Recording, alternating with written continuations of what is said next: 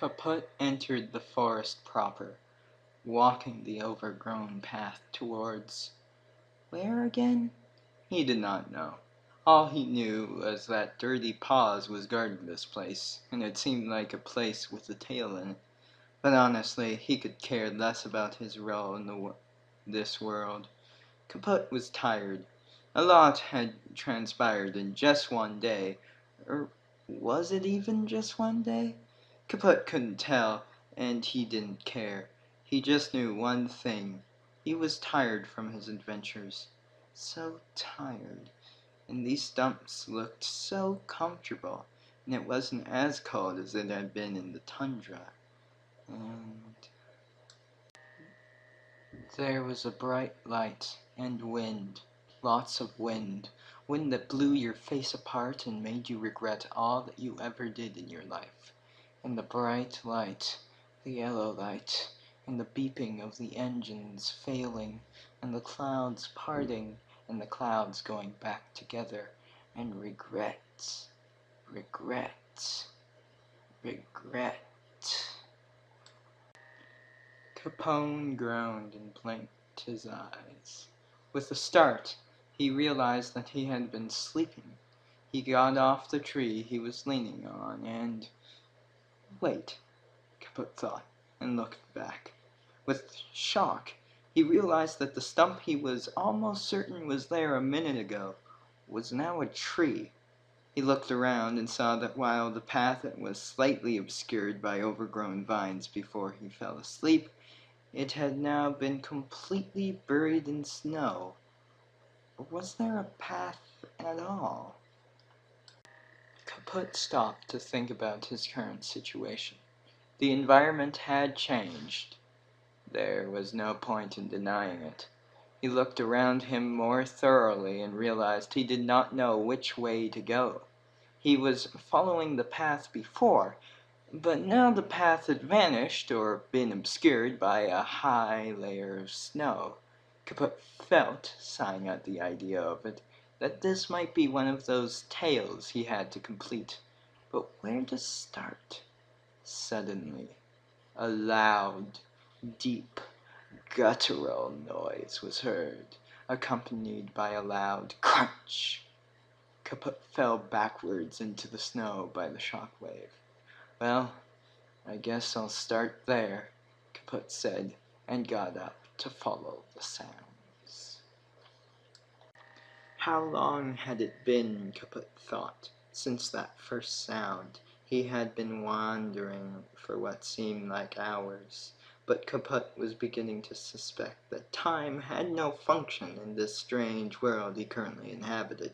Still, Kaput was engaged in a life-or-death struggle to figure out what time it was. He probably would have missed it because of this struggle, but luckily for Kaput, the creature stepped across his path and tripped him up. Kaput, face full of snow, stood up and looked around wildly, only for him to catch a fleeting image of the fox running away from him. Kaput, going on the basis that since this was the first thing he had seen in what seemed like 30 minutes, 1 hour, something like that, he should try and catch it. After all, this strategy worked with the geese. Kaput ran through the snow, trying to make the fox stay in his vision. He had almost caught up to it when another loud, deep, guttural sound shook the forest, and once again sent Kaput backwards into the snow.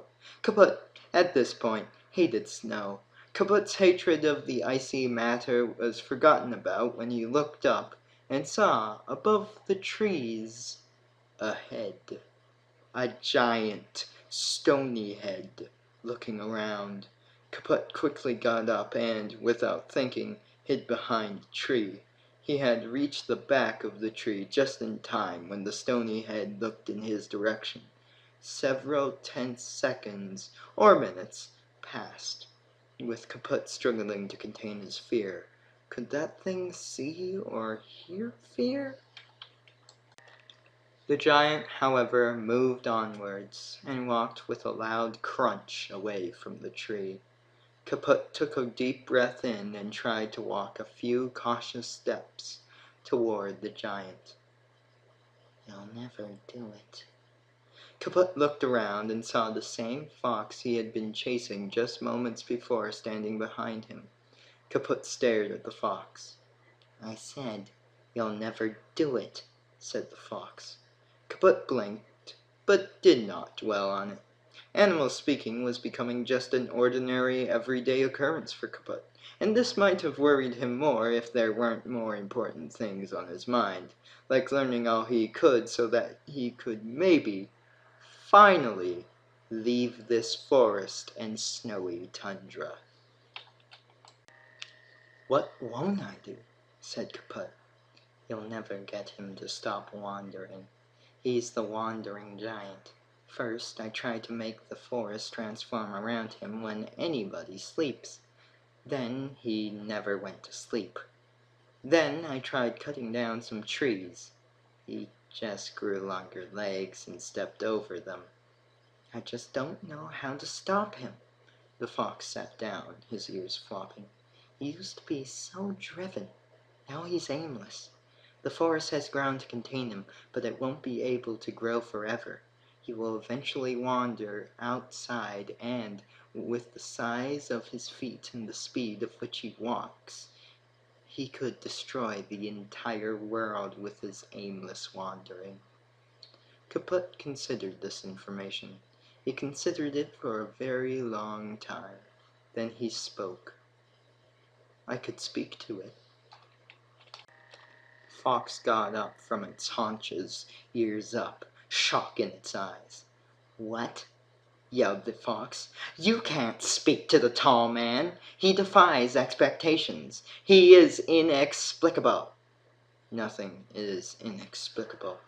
Everything has a tale to tell," said Kaput. He had no idea why, but the thought of something not being able to be explained had ignited a fire in his soul. Kaput looked over to the giant and started walking towards it, trying to make his footsteps as loud as possible as to arouse the giant's hearing.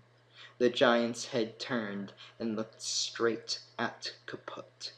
Kaput felt very small in the presence of such a gigantic creature. The giant's fingernails looked sharp, and were those fangs growing out of his mouth? No turning back now, thought Kaput, and then cleared his throat. "Tall man, what is it you seek?" he asked in his most booming voice. The giant glared at Kaput and advanced forward. He destroyed the trees that were blocking him from Kaput, and then started to bend over, all the way until he was at an approximation of eye level to Kaput. Finally he spoke in a low, deep, guttural sound. "I seek a short man. The rule is you need a tall man and a short man," he boomed, knocking Kaput over onto his back. "Does it have to be a man?" asked Kaput. The giant considered this for a moment. "No, I guess not. Just something short." Kaput looked over to the tree and gestured at the fox, who had been cowering behind it, to come out. The fox, hesitating for a second, finally came out into the clearing. "Hello," said the fox. "You'll do nicely," said the tall man, and began to shrink until he was about, if Kaput had to put an estimate onto it, 7 feet tall. "Thank you," said the fox and the tall man together, and walked out of the clearing. "Wait!" yelled Kaput. "Wait! How do I get out of this place?" he called. But the fox and the tall man had already started talking to each other, oblivious to the cries from Kaput. Kaput stopped calling out and began, softly, to cry. He sat there for a long time, crying in the clearing. He thought about how he had not done anything except for stumble into situations, and had done nothing of importance. He thought this, and cried more, until his throat was hoarse from crying. Almost as a response to a pun never said out loud, Kaput heard some stomping of hooves in another part of the forest, and saw that there was a great herd of horses, all running and stomping their hooves and leaving the forest. Kaput got up to follow them, stealthily, and followed them all the way through the forest until he could see the snow stopping, until he felt the steady incline of the rocks, and until he saw trees no more.